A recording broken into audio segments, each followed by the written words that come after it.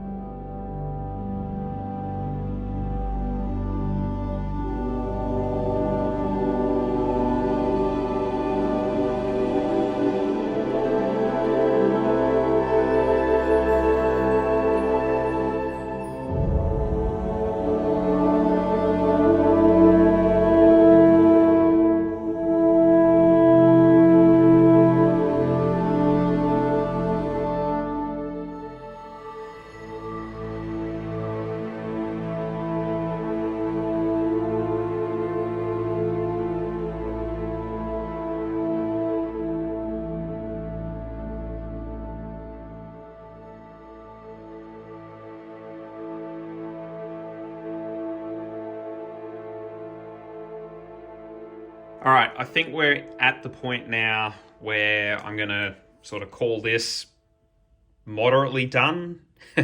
And we're going to move on to actually setting this up and testing it.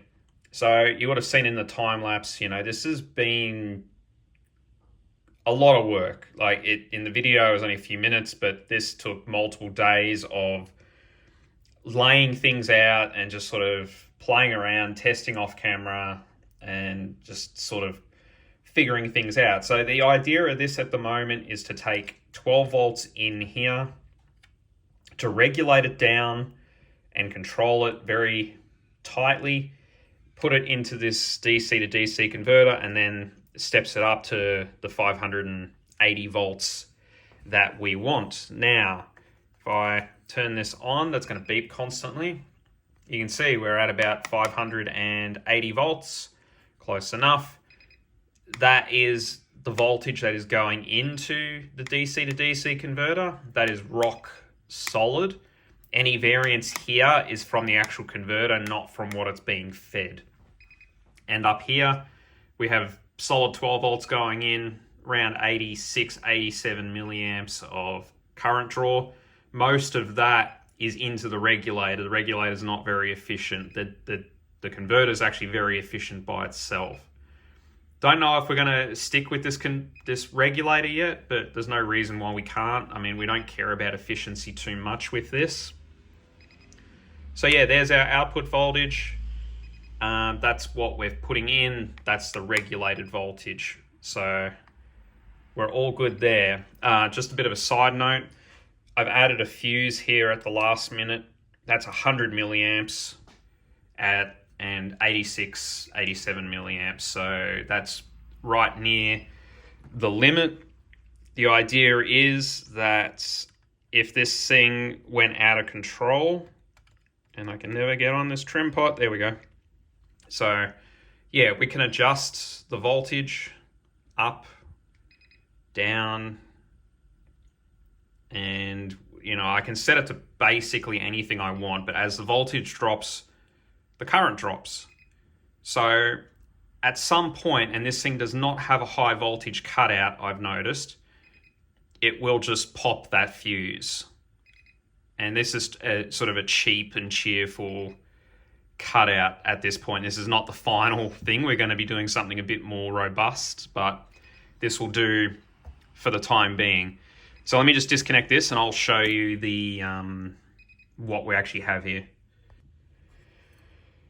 All right, so power in.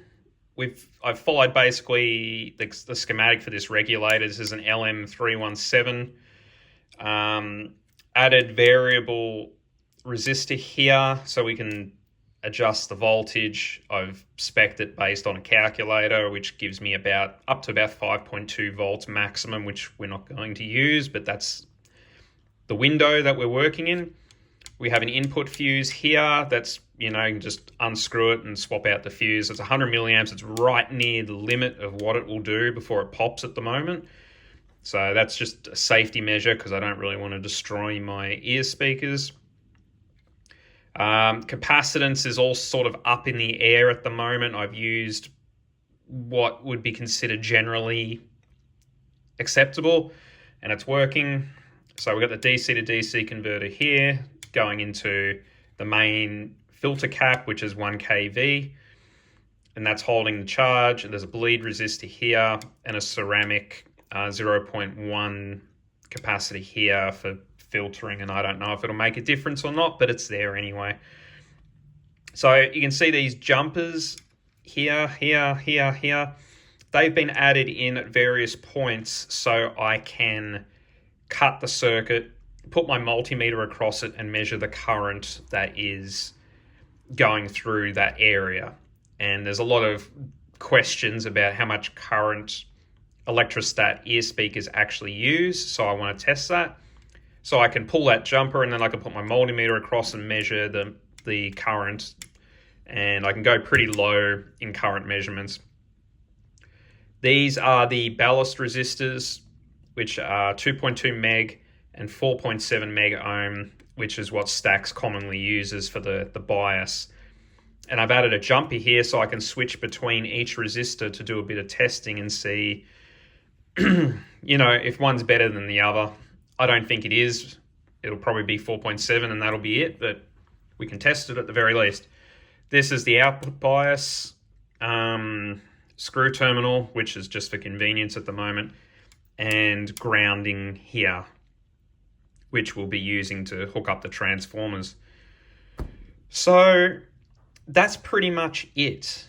I'm going to be setting this to about 560 volts to start with, because it's quite hard to get good voltage measurements out of this circuit because the multimeter does load it down a little bit. Yeah, so I think we're done with this for now. We'll get this mounted in the next video. We'll test it, we'll evaluate it, and see what else we need to do. So stay tuned for the next video, and I'll see you then.